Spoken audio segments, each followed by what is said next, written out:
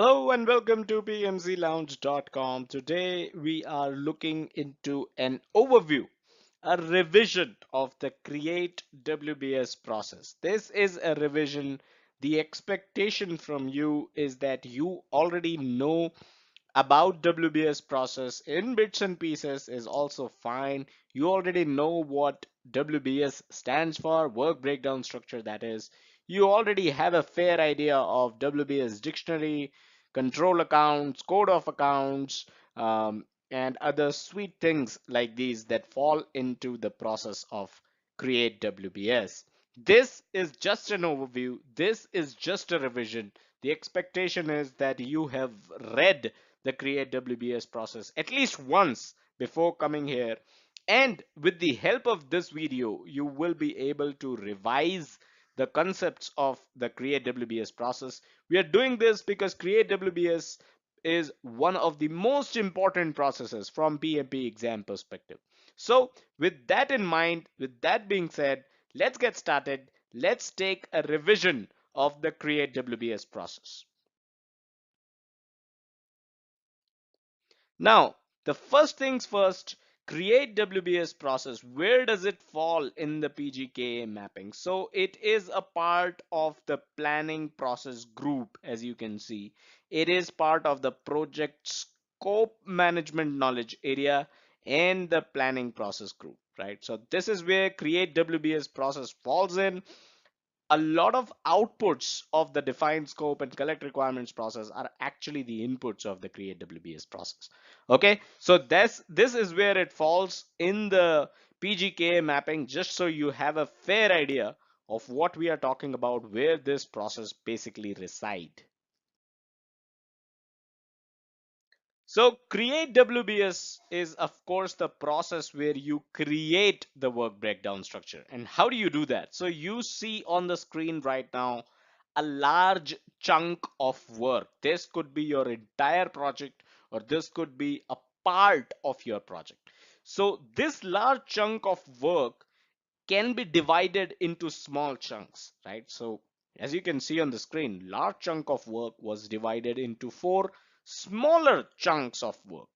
What did we just do? We basically just performed decomposition. This is the concept of decomposition, where we decompose large chunk of work into smaller chunks, right? So this is the process of decomposition. Again, decomposition is also a concept. You can expect a question or two in the exam around decomposition. So this is the simplest way I could have explained decomposition. That is what decomposition is. Now again, these small chunks are also known as work packages, or are known as work packages, not also. You will never find small chunk as such written in any PMP question. You'll always find work packages written in the PMP questions, right?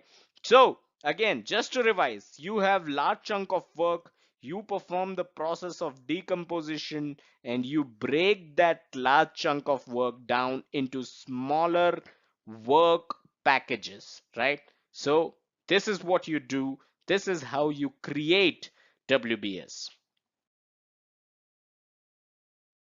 Okay, again, this WBS, this was the large chunk of work, and this is how you have divided it into smaller parts. Okay, so you have created a WBS like this. Okay, you've taken up the largest chunk and then you have further divided it down into work packages. As we have already seen, there are several work packages in this WBS. You've got 5 work packages, and then these work packages are again further divided into activities, and activity is further divided into tasks. Now in this video we are not discussing the definitions, right? We're not talking about the textbook definitions. Like I said, the expectation from you as part of this video is that you already know the definitions. You've already read all of that. This is only a revision. So WBS is divided into work packages, right? A large chunk of work is divided into smaller chunks of work, which is known as work packages. So this is how a WBS looks when you divide it into work packages, and then work packages are further divided into activity and task. This is where I'd like to introduce another concept of the Create WBS process, which is control account. What does control account basically mean is control account 1 basically encapsulates work package 1. So you divide your entire WBS into certain control accounts because it will be very difficult for you as a project manager to track the status of the project in terms of tasks. Are the tasks complete? And if you're dealing with a large project, you will have thousands of tasks. Are you going to track the status of your project based on tasks? Are you going to go out and you know uh, track the status of the project by mentioning, okay, we have 1200 tasks in the project, out of which 88 or let's say 800 tasks are complete? Are you going to track the project status like that? Of course not. You need something, you need a control account, you need a figure, or let's say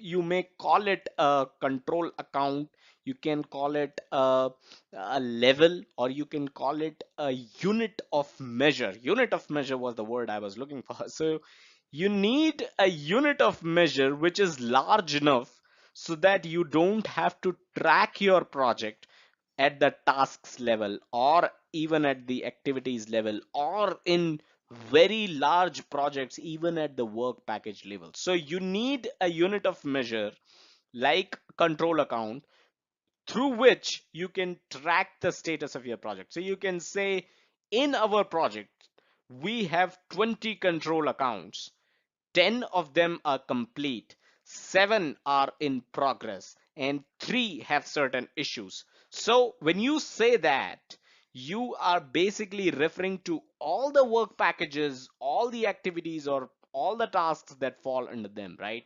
So when you say that 3 control accounts have certain issues, that means some of the task or some of the activity or some of the work package that fall under those control account have certain issues, right? So that is a higher level of reporting the project status. That is the higher level of tracking the project status. As you can see here, control account 1 contains work package 1, control account 2 just contains work package 2, but if you see, control account 3 contains 2 work packages.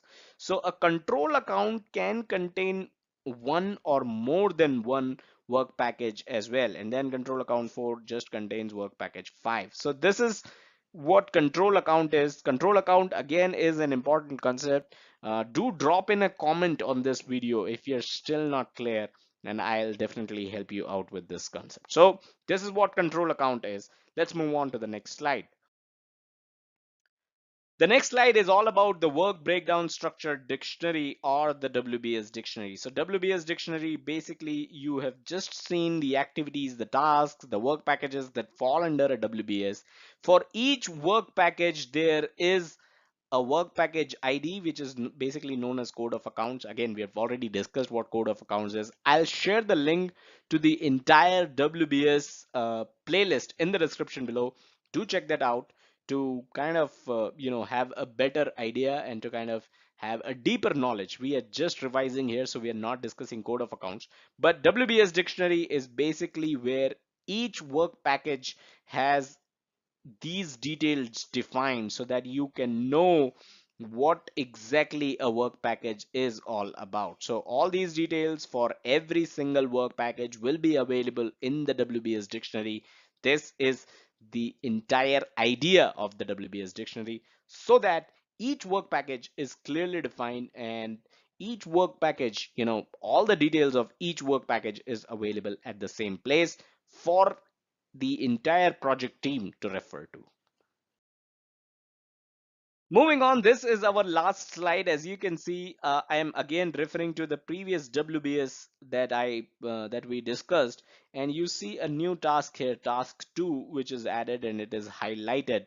The reason for this is because task 2 was not there in the previous work breakdown structure. What I'm trying to denote here with this highlighted task 2 is that when you were creating the WBS, when you were creating the WBS dictionary, when you were creating your control accounts and doing all these detailing of each work package and each activity and each task, you realized that there was one task that you have missed.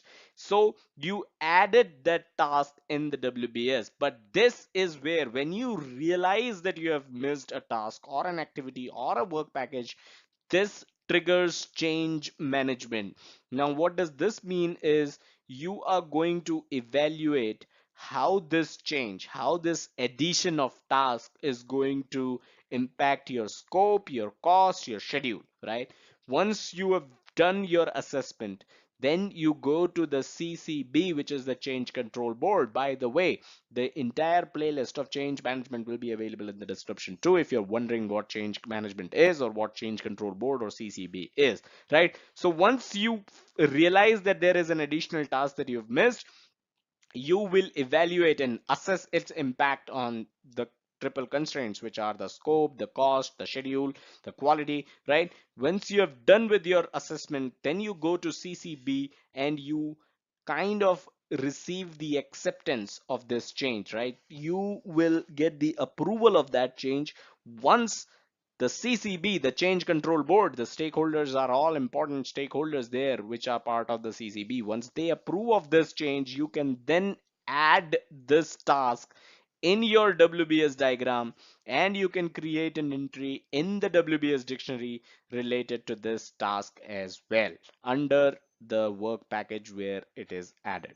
So this triggers change management, right? So change management is closely related here to WBS and is often, kind of discussed, and questions are asked around change management related to WBS as well. So I thought of covering this up. But whenever you add or subtract any activity, any task, any work package, you have to perform change management. That is the whole idea of this slide.